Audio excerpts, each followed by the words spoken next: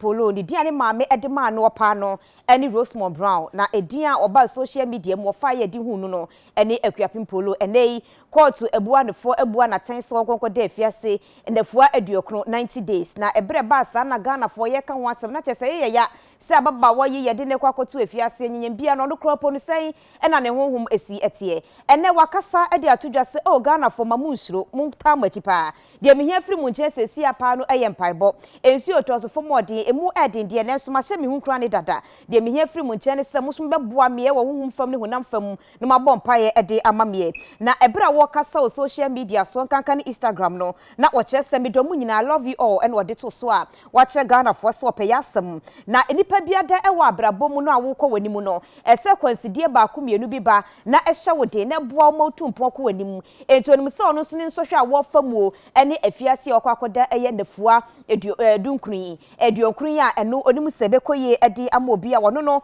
wose enche kro beba entima obiada eye mo hyehyene na emomu no omo maka fie no yenhwe se bebo mata omo chie na anigye akoso tie Akuapem Polo ahye yenkura ne wono kro da afiase na hye yenkura ne se ye mo mpaye ma no esa se wokosa den yo bebe esa se no yo ba bia wodin pa wonfa se bi boga enye so anya wono wo bomodin se enima bekoye ede ama no enche ebeba sesia se eye nefua bi entibedu sesia na waba ama bibia akoyie